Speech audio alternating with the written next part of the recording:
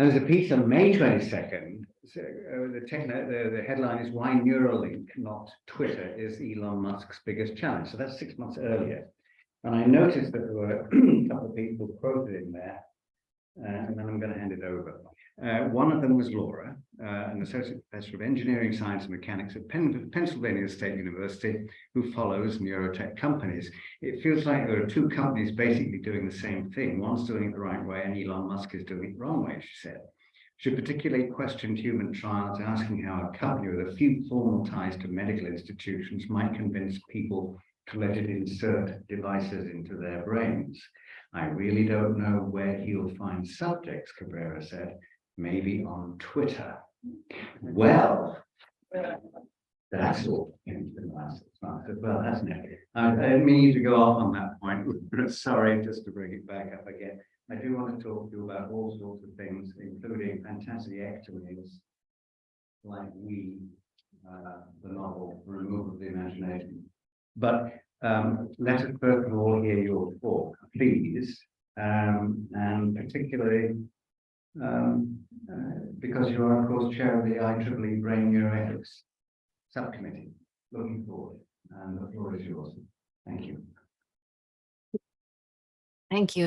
It's my pleasure to be virtually with all of you. I apologize that I could not be there in person, but I've been following some of the presentations of these 2 really fantastic days. So really, really nice, and big kudos to the organizers. So I want to start a little bit. I'm going to probably skip this slide, which talks about, IEEE brain and, how we constituted through this as a technical community. And more importantly, want to say that from the inception, can you hear me okay? Yeah. Okay. From the inception, one of the things that we do at IEEE Brain is have a focus on neuroethics. At the beginning of this, I was not the chair of the subcommittee, but I was part of the first group of people that really got together to start thinking about the framework that I'll present in the during the next couple of minutes. But the picture here, you could see we have an in-person meeting where we sat down, and it was not just engineers, it was philosophers, ethicists, and physicians, clinicians, really an interdisciplinary group trying to think how this framework might work, how what things should this framework contain. And so that's kind of a little bit of the story that I want to share in my next slide here. So that was in 2018. So this, again, since kind of the beginning of IEEE Brain, we've been thinking about neuroethics. And one of the first things that we were tasked with was to create this neuroethics framework. So we have that in-person meeting, and then we have been having different virtual meetings with the different members. Then we have this recruitment task where we have been recruited volunteers, and now we have 8 working groups that are working, and some of them really close to be able to implement within the next, hopefully, couple of months, really. But I want to also start with the question, so, okay, IEEE Brain is doing this, and how is this framework any different to any of the other frameworks that are currently out there? So a couple of years ago, there have been recommendations from the Organization for Cooperation and Economic Development, OECD. There's been guidelines from NIH Brain Initiative. There's been also some guiding questions for from the International Brain Initiative, and even before the Nobel Council on Bioethics has also had some guidelines and recommendations on novel neurotechnologies. That probably is the one that has focused more on neurotechnologies than the rest. And so as part of our work, we had, was it last year, end of last year or September last year, we convened a meeting with the International Brain Initiative. So we have some members from, especially some Asian participants, and we posed a question, right? Why do you think this might be different? And what we got is, we posed the question of, do you think neuroengineers face different ethical challenges than neuroethicists? And it's kind of some sounds sure, and then some yes, and the minority say no, or less people say no. And what's interesting is, like, if you see the quote here, some people said there are different concerns when considering the applications of technology. Other people said the ethical issues are common to both engineers and scientists, but the way it might be different. And another person said that new engineering needs more practical consideration for societal implications of new technology through commercial industrial processes. So I think my point here is that we at IEEE Brain, we acknowledge that there's already a wealth of knowledge that we can build on in terms of guidelines around neuroscience. But certainly we saw this need for really providing a more direct guidelines to the developers, to the engineers, to industry developing these type of new technologies. So that has been with a clear focus of the framework. And so again, the focus has been on the engineering community and developers, with a clear understanding that we hope that other people will also this will also be a resource for others, other communities. And again, to really build on existing knowledge that we have around neuroscientific guidelines. An important component of the framework that we have been working on is a focus on devices. So neurotechnology can be defined in a variety of ways, and kind of trying to keep our scope tight and narrow, we decided from very early onset that we wanted to focus on devices. So we're not going to touch on pharmaceuticals or genetic engineering. And I know some of our volunteers have said, well, why are we not talking about kind of nootropics or things like that? And so we always come back to the idea that this framework, we're focusing on devices. Now that said, we know that there are technologies that uses devices to get pharmaceuticals into the body. And in that sense, then we do address this type of technologies, because these kind of, I guess, hybrid technologies that use devices do fit within the scope of what we're working on. So as part of our initial meetings, we really discussed what might be the best way to implement such a framework. We wanted to be a format that was easy for engineers working in different applications to access. We wanted to be a format that could be easily updated and updated as technology develops and there are different trends. So we come up with a matrix format where we have different applications of neurotechnology, and we decided on 9 different ones, and where we can also have the 4 different types of neurotechnology. And so that if a certain developer is focusing on stimulation devices for medical applications, there's like a cell of this matrix that they can go and they can dive into, okay, what are the ethical, legal, social, cultural implications of that use? But they can also perhaps another group might be working with the same technology, but for military applications. And so some of the issues might be the same, but some might be different because of the particular context of use. And so then they can go to that other cell and be able to read about what are the other issues that the military national security context might elicit.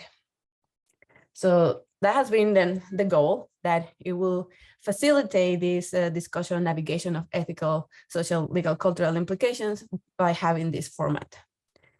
And with that in mind, we have the 8 working groups. So there's 9 different applications, but right now we just have 8 working groups. So we don't have anyone working with the marketing and advertising. And but we have active the rest, and people are focusing and developing content for the other 8. And again, the really nice thing of our volunteers is that they come from different, not only institutions, but also different parts of the world, different disciplines, different career stages. So really trying to bring a variety of lenses to the framework that we're putting together. So here in a more closer look, I don't know how big is the screen there for you, but here's like the 9 applications that we're focusing on. Obviously for the talk today, I'm going to focus mostly on medical and wellness, because it seems this is within the topic of this today's workshop. But just to keep in mind that we are working with these other applications like entertainment, workplace, entertainment, justice systems, sport and competitions, and education.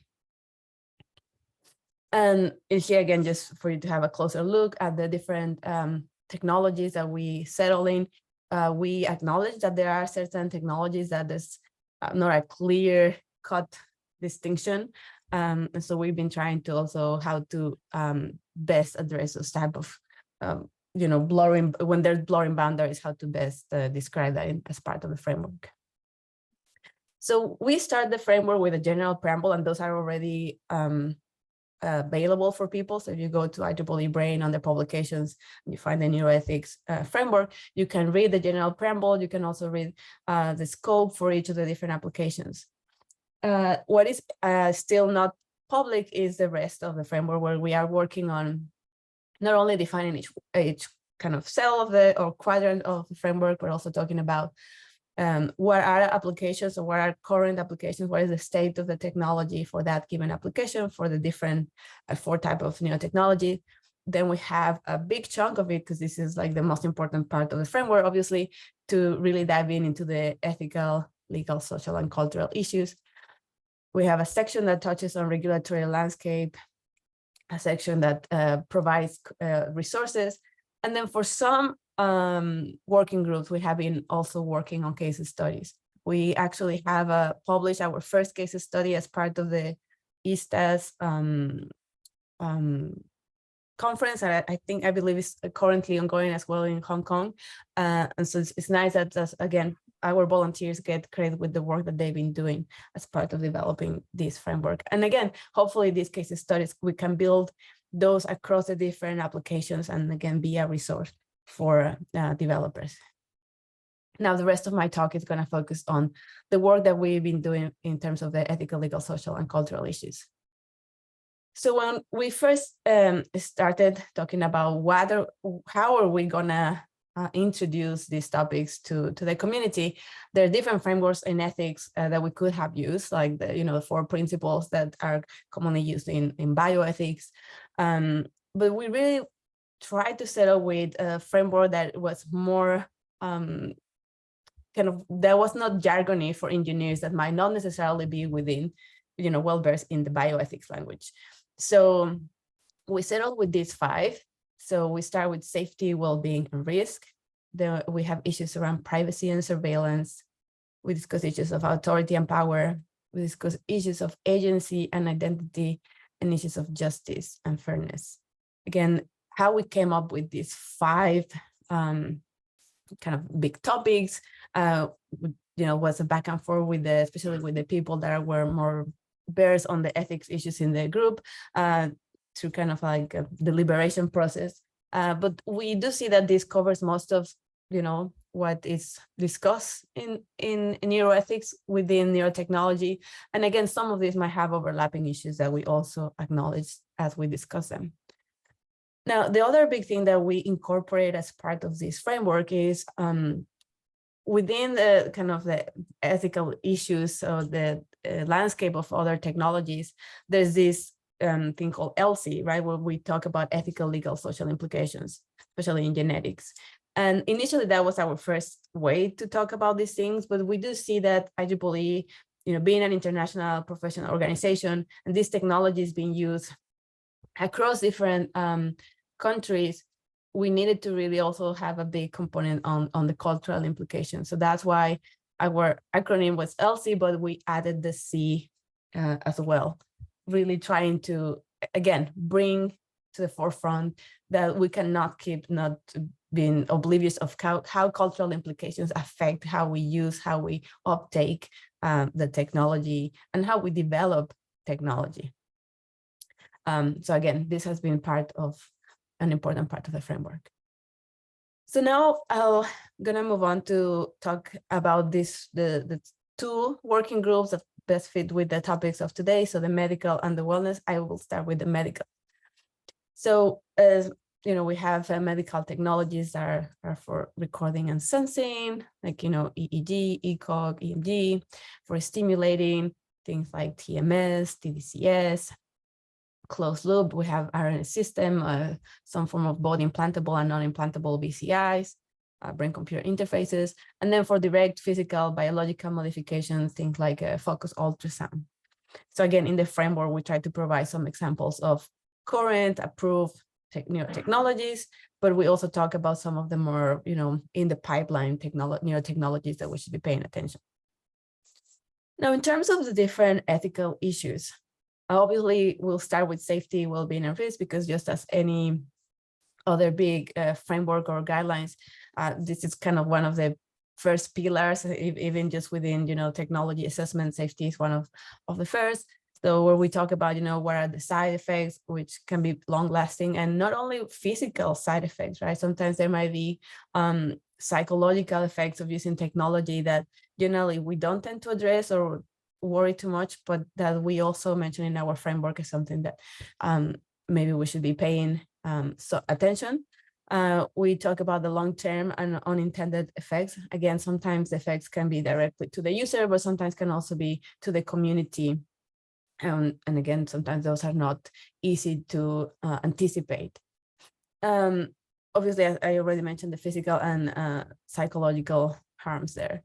So those, again, there's also the important distinction between those that are implantable versus non-implantable, or like we can use the language of invasiveness. So we talk about things like removability of, devices, the harms that we might do if we remove or don't remove. So those are some other things that we have discussed as part of safety, well-being, and risks. In terms of privacy and surveillance, and again, I'm just giving you like a taste of the issues that we discuss. Obviously, in the documents, we are going more in depth.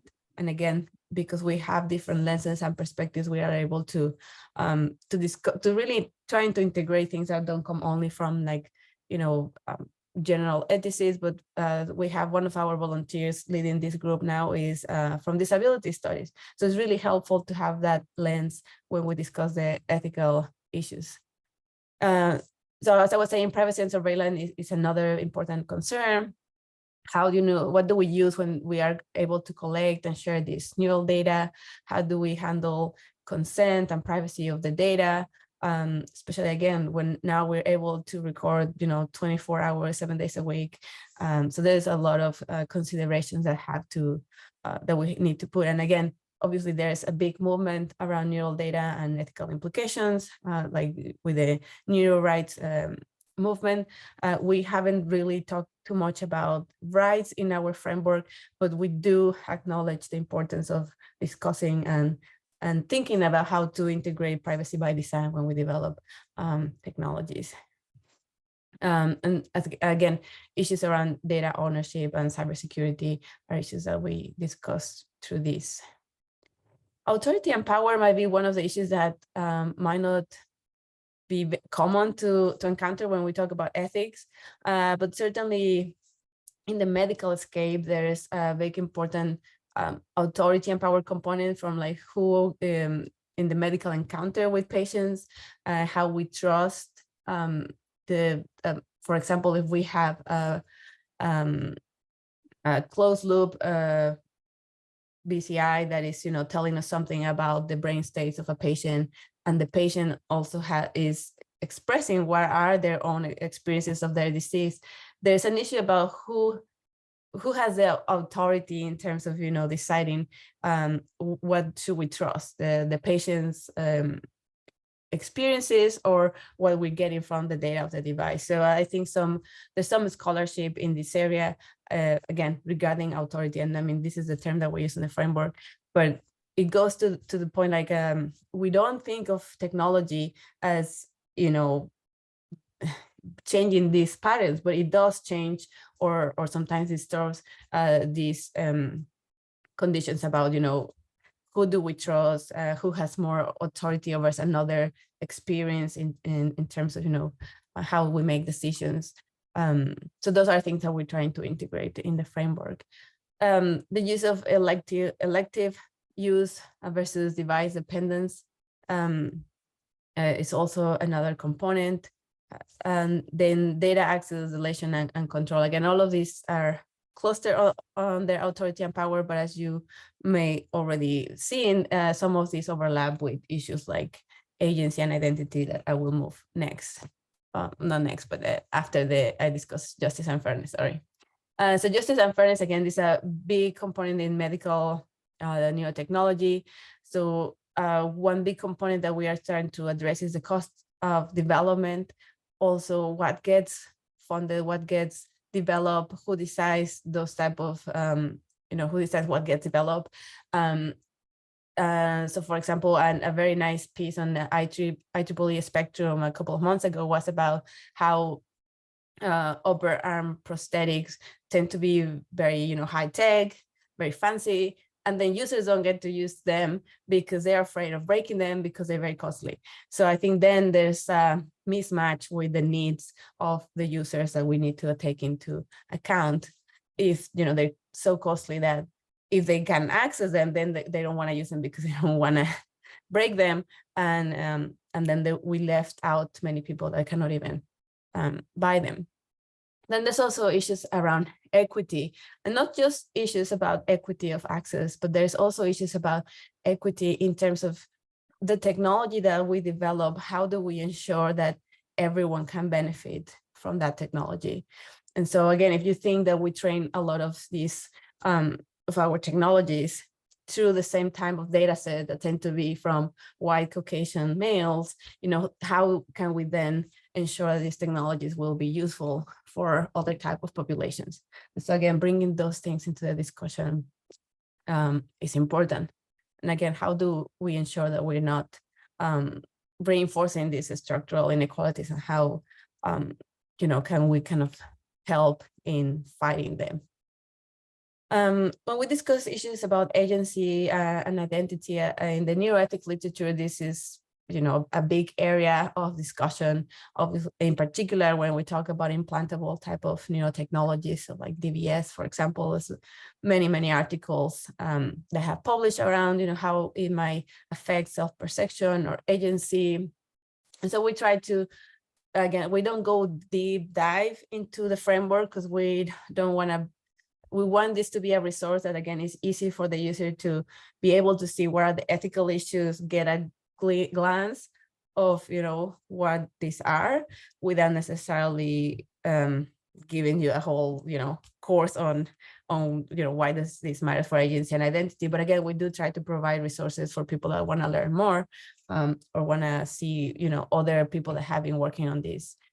And so again, as I was saying, in terms of agency and identity, the way technology can affect ourselves, our perception of the self, it can be both positive or negative. And again, we try to acknowledge that, right? It's not always in a negative way. At least in my own research, I know that many of my participants do see a positive benefit in using neurotechnologies, at least in the medical setting.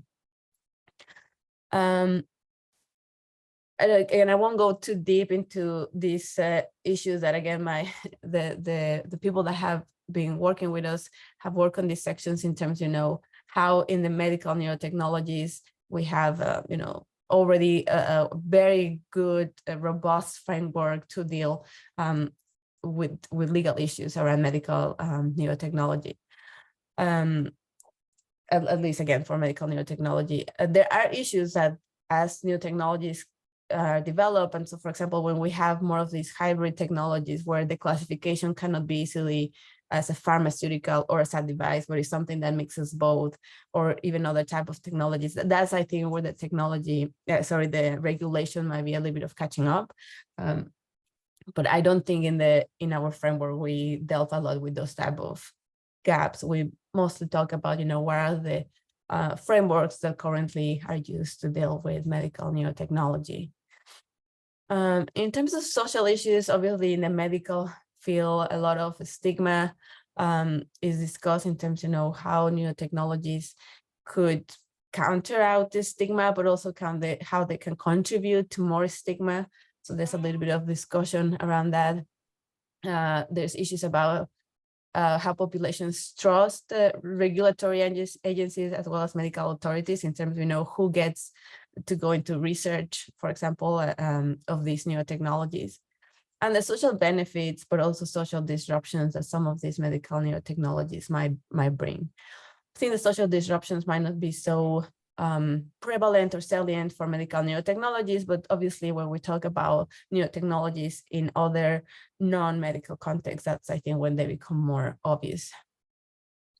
And then finally, in terms of cultural implications, we talk about, different cultures might have different beliefs about the brain and what it is to intervene into a brain. That can create cross-cultural tensions that we think is important to discuss and to acknowledge.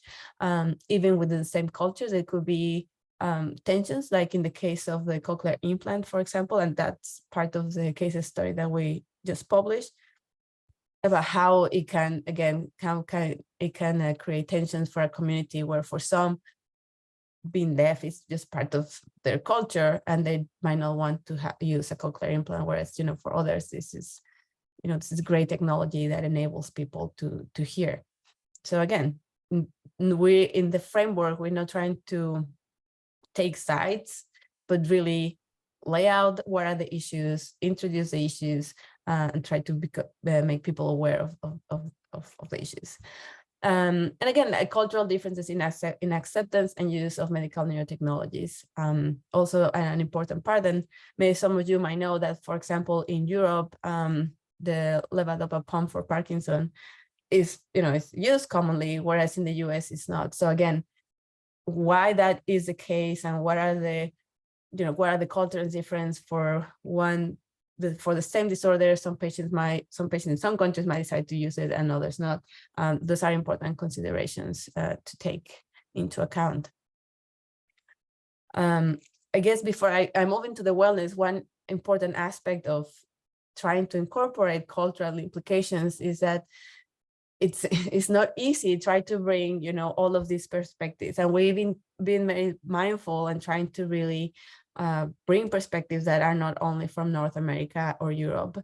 Obviously, the time zone sometimes put some challenges for us to try to work with our colleagues in Asia or in Australia, but certainly it's something that we're working hard and trying to ensure that those perspectives get integrated. In terms of wellness neurotechnologies, again, we have examples already that use different type of technologies. And most of these tend to be external, so there's not much implantable. At least at this point, they mostly use, kind of brain recordings to, get some pattern of brain signals and then maybe help with meditating or sleeping or improving attention in some cases. Definitely, we haven't seen anything that is invasive closed loop or anything that is direct physical or biological modification for wellness.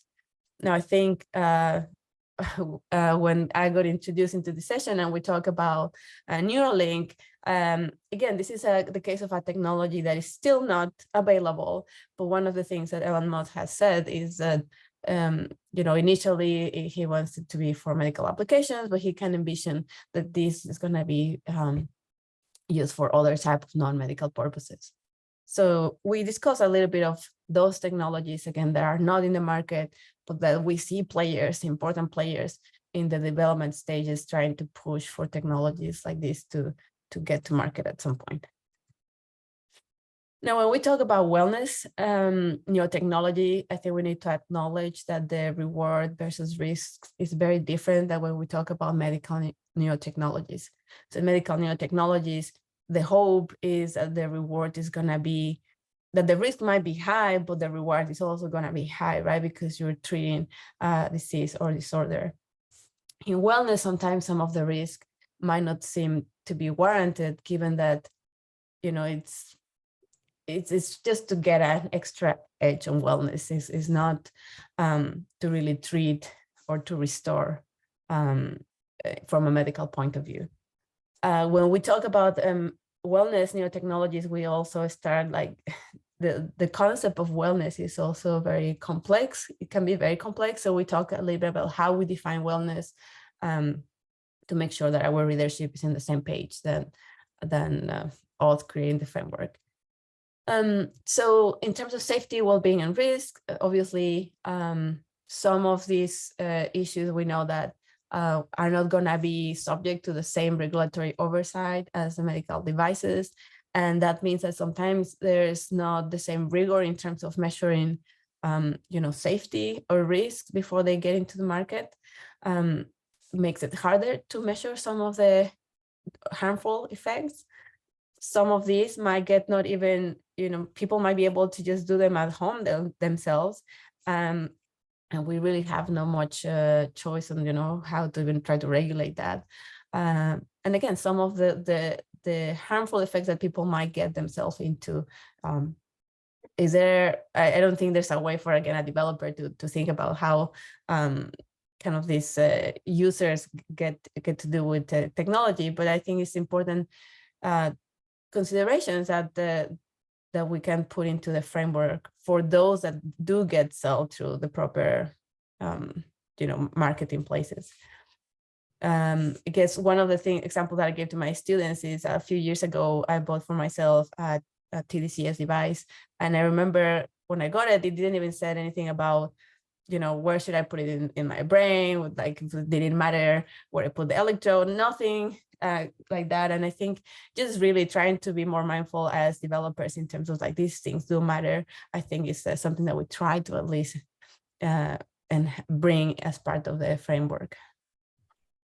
And then for wellness, again, I think the accuracy and undue reliance on technology are also important components for safety and risks.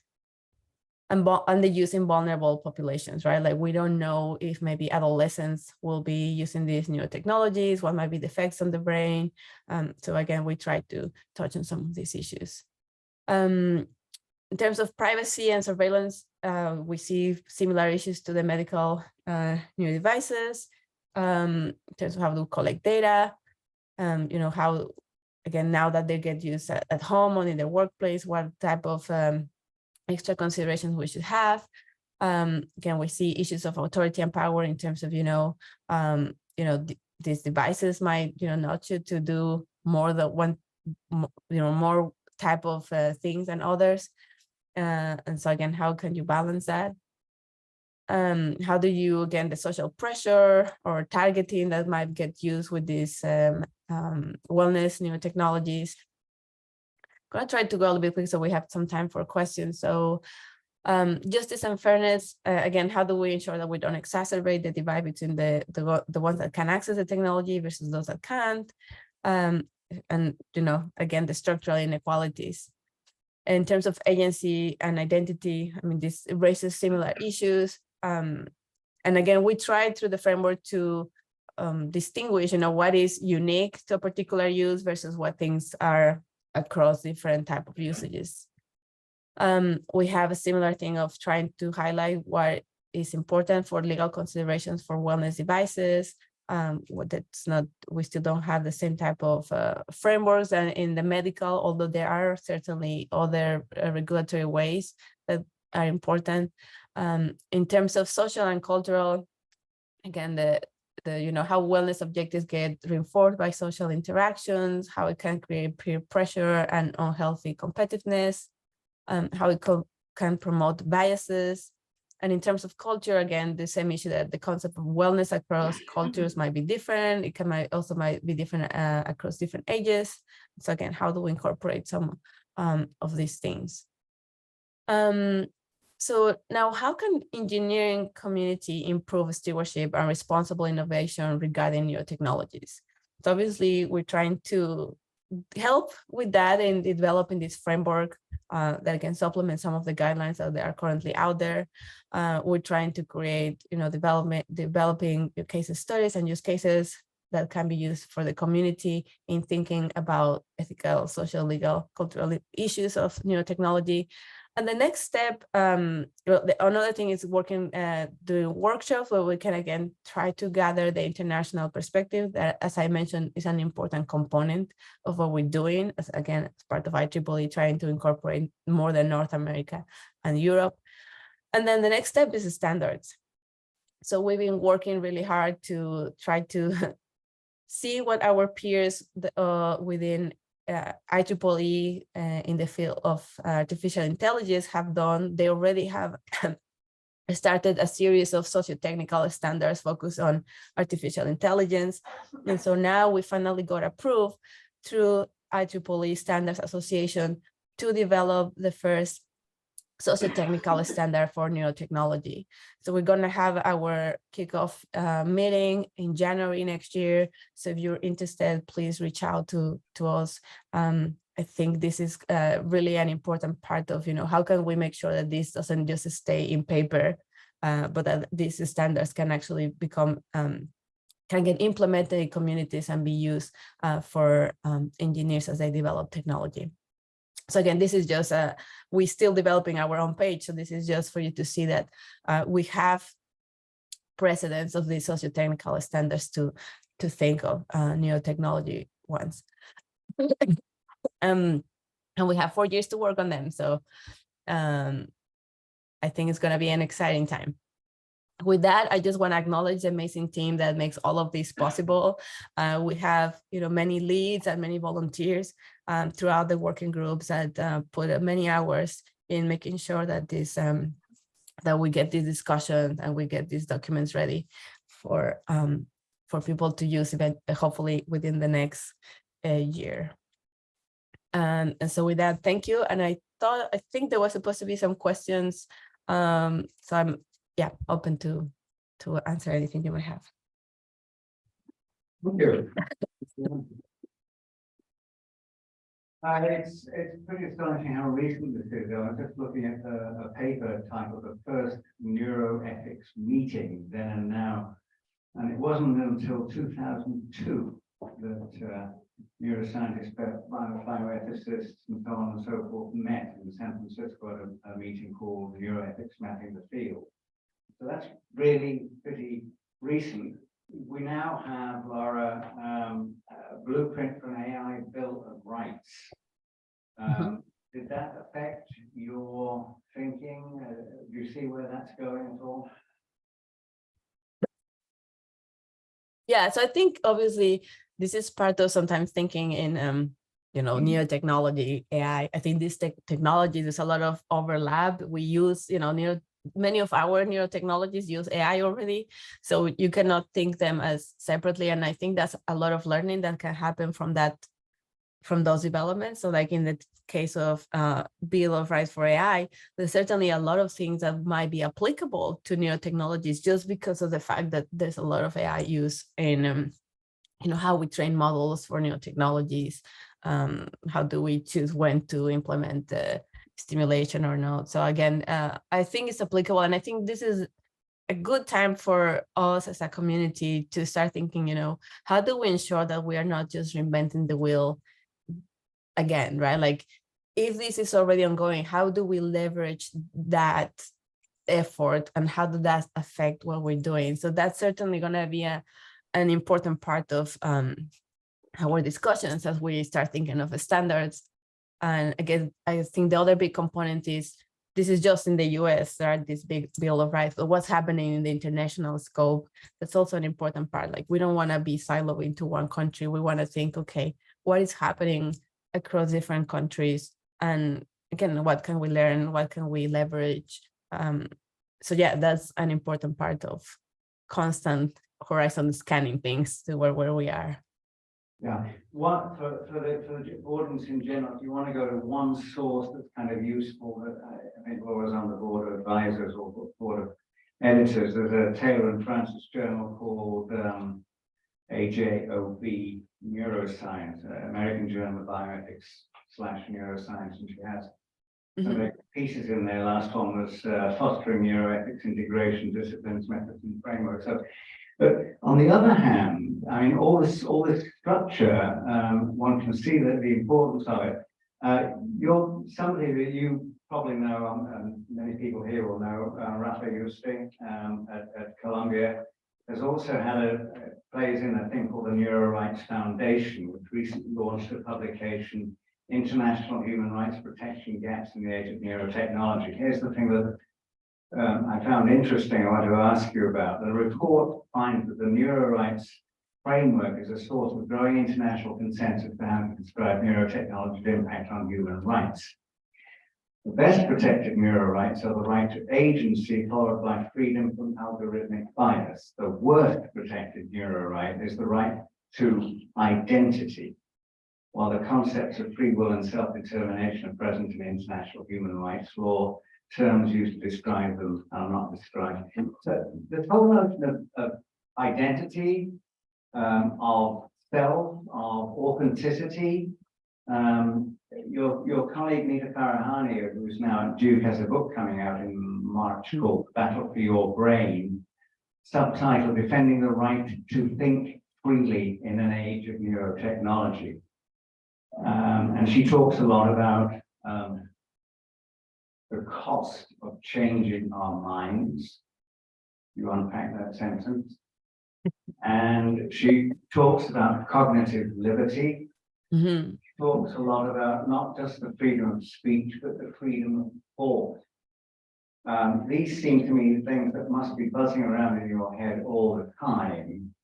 And I wonder if you could elaborate a little bit on where you stand on those.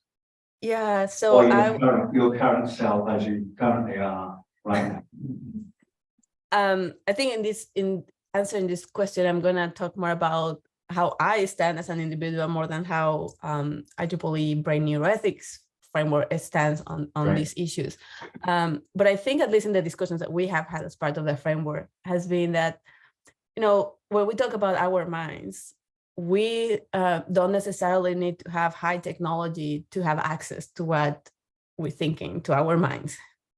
And so I think it's not only me, there's different scholars that think that sometimes this neuroscience language, this kind of protecting our minds gets overhyped when, you know, they think that these technologies are gonna do something unique that has not been possible, but that in fact, I think this is scary to think that just with, you know, credit card information, social media information, they can really know a lot about our preferences and you know, future actions. So I think we've been trying to avoid talking a lot about those issues just because the current technologies that we have, while, you know, they're amazing, they're still, I don't think they raise the level of concern that I see sometimes with this neuro right language. And again, this is more like my personal thing. I think neurodata, even what is neurodata, is such a, you know, heterogeneous package. You know, there's data that comes from directly recording a neuron versus just having population of neurons. And what does that mean? And all of this data already has assumptions and artifacts as you know, create how you're gonna define, you know, your variables that you're measuring. So I think we need more discussion, but we also need more informed discussion on, like, again, neurodata is not a uniform term. And I think these discussions on neuro rights and cognitive liberty get you know, trapped into the assumption that it is assumed that it's one thing, when I think we really need to start unpacking the different layers of, you know, neural data that we have and actually what it tells us, and kind of going to the AI component that you mentioned earlier, how sometimes what we should be thinking is how does this neural data get used in tandem with the data from all other biological data. I think that's like the big data question for me is more and more important in terms of, like, we need to start protecting that as a package, because that's what corporations are really using and can really then harm us as individuals, rather than just thinking, you know, the data that might come from me using my EEG device at home. So yeah, that's my position, at least. Yeah, your colleague, presumably friend Anna Wexler, had a paper in called The Urgent Need to Better Integrate Neuroscience and Neuroethics. She has a paragraph in there that sort of covers what you just said, which is that, of course, that neuroscientists view us as ethics police or as engaged in science fiction endeavor to point nothing more than anecdote. So there's a question of where we are in all of this. On the other hand, if you're listening to Helen Mayberg's talk this morning, you know what can be done in terms of self-adjustment, should we say. You wonder how much further away that kind of technology is that you end up seeing in these television programs like, what's this one called? Severance. Brain surgery on employees to sever the consciousness of personal lives. Helen, we just ask. I wanted to ask you a question and see if you're. I like that show, Severance. Look, What would, yeah. what do you want me to comment on? Given what you know is being done in terms of brain surgery, how far do you think that gap is? I don't know how many steps are in between, and I hesitate to kind of think about the timeline because I think there are discoveries where something is suddenly sooner than we thought it was. And I think that just looking, like they always say, history is the best informant on the future, that I think we should just presume that people in this room and other people not in this room are going to have discoveries for a missing piece, and suddenly we're going to be there sooner rather than later. And I'm not worried about Severance, except making sure I can watch and hope they have the next episode, but that to actually anticipate the things that are going to be right in front of us. And I think it's kind of be prepared, but not be scared. And I think that's kind of where everybody is. I mean, we were talking before about the fact that this is a fantastic document, and you know, everyone should be congratulated because it's very pragmatic. I think the thing is we keep doing this every few years, and we get excited and we go, yeah, we're going to do this. It's like kind of being on a diet, and then we kind of do it for a while, and then you know, so maybe it is something that we just have to keep revisiting it at regular intervals, because there will be something new that comes up and it'll kind of click in. And maybe we keep repeating it up to now because it hasn't been in our immediate field of view. And maybe as it's getting closer, we just kind of anticipate. You know, that's kind of playing for. Well, it depends. I mean, you know, just because you can change your appearance, look, self-feeling, and everything by doing things like diet or having certain cosmetic things done. I mean, maybe at some point changing your brain, like something intriguing. How many would you like to have control of changing your brain? I'm not the one. You're the only one. I shouldn't possibly believe that. Who drank coffee this morning? Why is that any different? What do you dissatisfied with? What's that? What do you- I wanted to be more awake this morning. I didn't get a lot of sleep last night, so I want to change my brain so that, you know, more attentive. Okay. You know, I think it's not that I don't see a strong discontinuity between what we do chemically and what we might do one day electrically. Right. Any other questions, by the way? I mean, let's see. I'm happy to walk over the direction. If I might build on it, I don't know if that was Jacob. I think I don't know if that was his voice, but what the last person just said is, so sometimes we get trapped into, thinking that what we do electrically is very unique.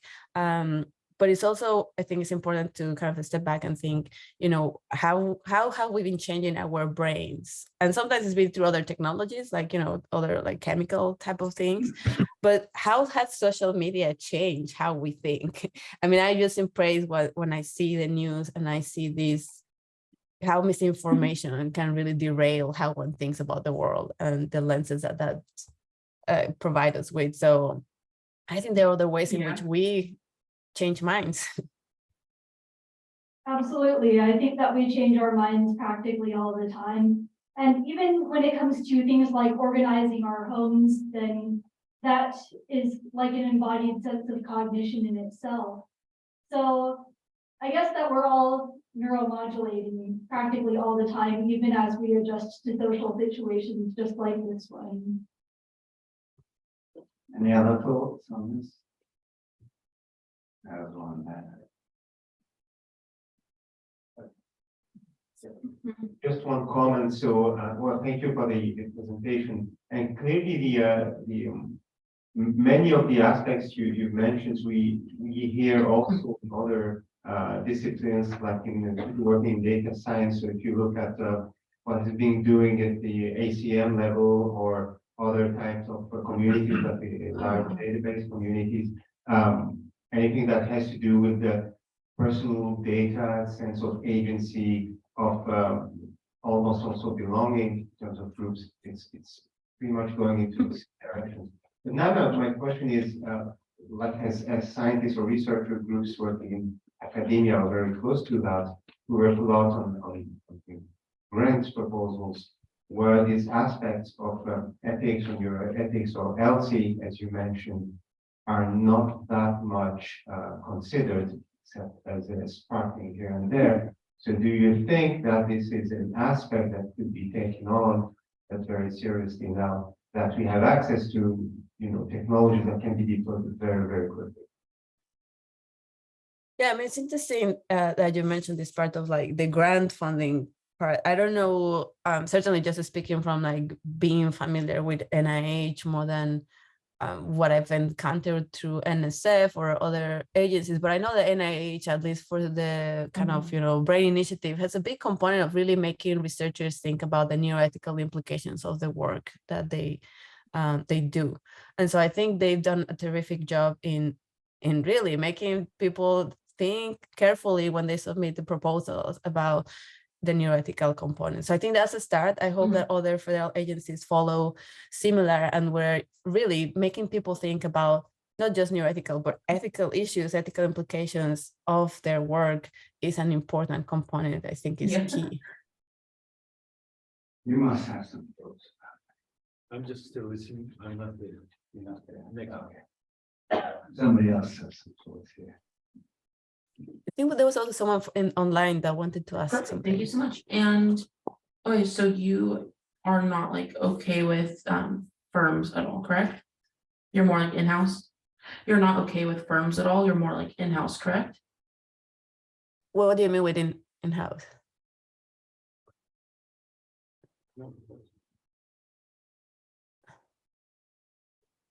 Well, I don't know.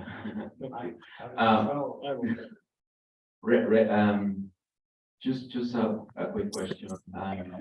Are there any real red flags in all this? I mean, when we are now seeing closed loop developing in neuromodulation, so we are not taking control of our influence.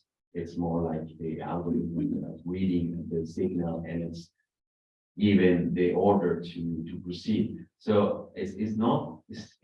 I mean, my question is, where we can put the red flag. When can we say stop, for instance, in a closed system like this? Make any sense? Oh, as long. Laura, any thoughts on that one? Yeah, I think it depends a lot on the context, right? I think, there's great work being done in terms of closed loop to understand how a depressed brain, it's when we might need to stimulate versus not stimulate. And I think that use of closed loop is just, it's amazing that we can help people. Now, if we want to use the same technology, let's say for making people do things that otherwise they wouldn't do, I think that's where definitely there's a red flag. Fantastic talk, Laura. I really appreciate it, and also amazing moderating. And my comment is more about the education side of it. I'm not sure how much this ethics concept is integrated into our curriculums. We are just talking about at the end. Oh, that makes sense. Perfect. And then let's see. Early on. Do you have any preference like work style? So like remote, in person, or is it kind of just like a no preference thing for you?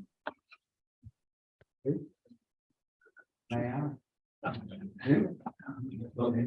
Laura, are you there? Yeah, it's just like I heard another voice and I wasn't sure if it was coming from That was the not room. my voice, Laura.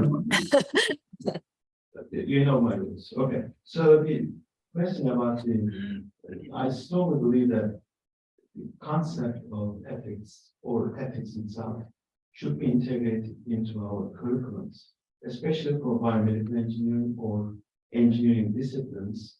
I don't see so many really courses as a part of the curriculum And I know ABEX required that the student should be attending bioethics seminars.